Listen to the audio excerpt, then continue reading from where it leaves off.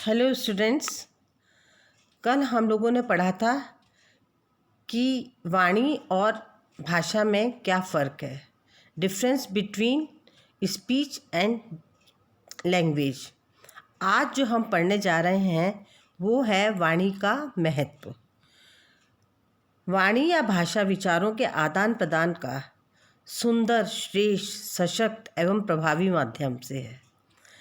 यह किसी व्यक्ति के व्यक्तित्व का दर्पण है, जिससे यह आसानी से पता चल जाता है कि वह व्यक्ति कहाँ का रहने वाला है, उसका लालन पालन किस क्षेत्र में हुआ है, वह कैसे परिवार में हुआ है, उसकी शिक्षा दीक्षा किस प्रकार से हुई है, वह पढ़ा लिखा है या अनपढ़।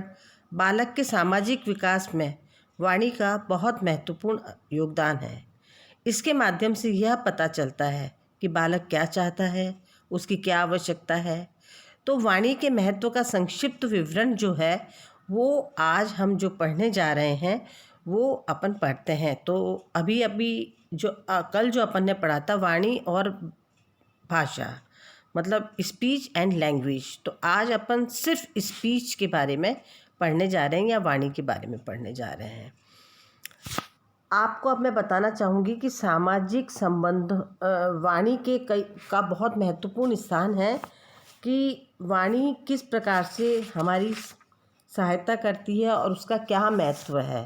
तो महत्व में पहले नंबर पे जो आता है वो है सामाजिक संबंधों के निर्माण में सहायक।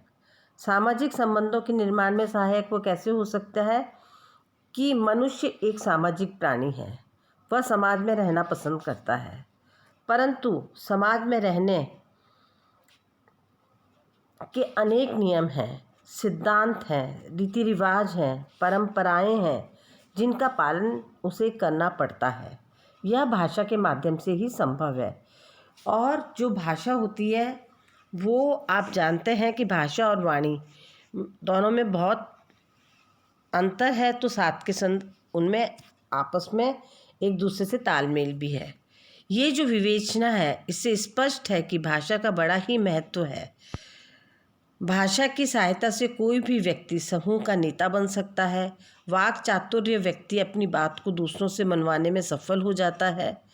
एलिस जो कि एक शिशु मनोवैज्ञानिक थे, उनके शब्दों में भाषा वह प्राथमिक माध्यम है जिसके द्वारा व्यक्ति अपने समाज को प्रभावित करता है तथा समाज से प्रभावित होता है।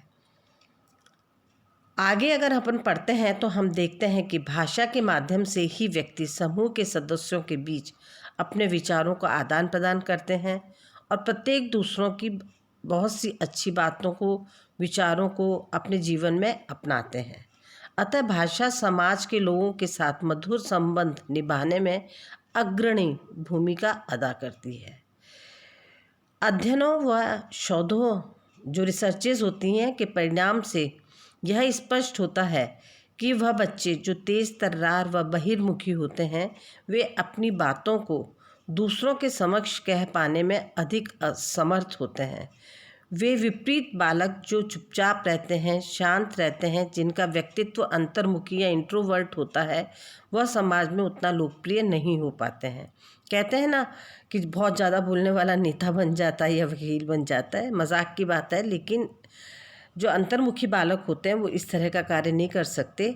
लेकिन हम ये भी नहीं कह सकते कि उनके भीतर कोई प्रतिभा नहीं है। यद्यपि उनके भीतर अनेक प्रतिभाएं एवं कौशल छिपा होता है।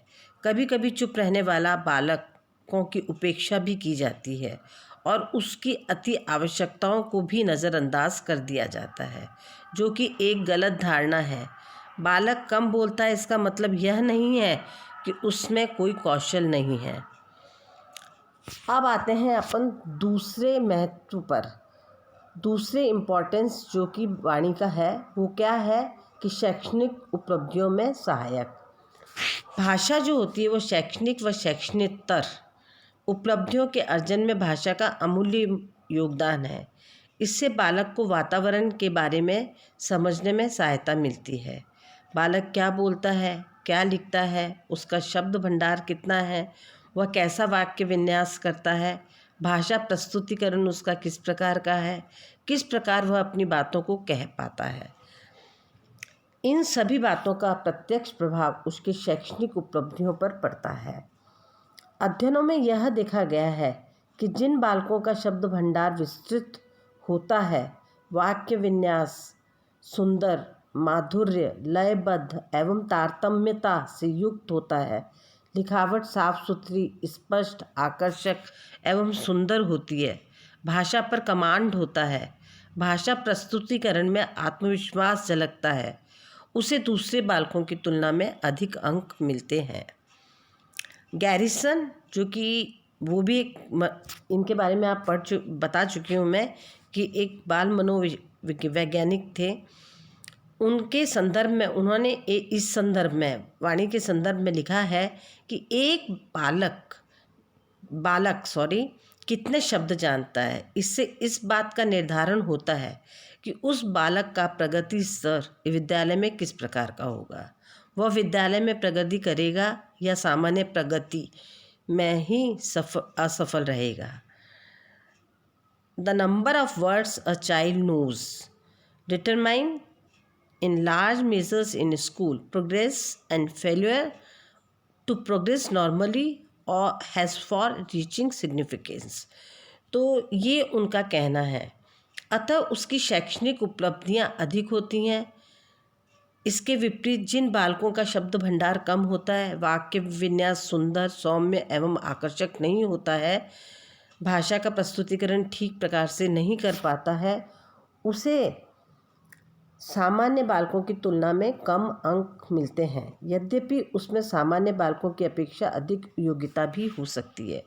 आप ये नहीं कह सकते कि ये जो बालक है जिनकी कि वाक्य विन्यास नहीं है या शब्द भंडार कम है, सौम्य आकर्षक नहीं है, तो भाषा का प्रस्तुतिकरण ठीक नहीं कर पा रहे हैं, तो सामान्य लोगों की तुलना में कम अंक प्राप्त करेंगे। मानते हैं इस बात को, लेकिन हो सकता है कि सामान्य बालकों की तुलना में इसके अतिरिक्त अन्य कई तरह के कलात्मक कौशल या अन्य प्रकार के अन्य कौशल उसमें हो, जैसे संगीत में रुचि हो, ड्राइंग में रुचि हो, या और कोई कलात्मक या किसी अन्य प्रकार की कई प्रकार की चीज़ें होती है जिसमें उसकी रुचि हो सकती है।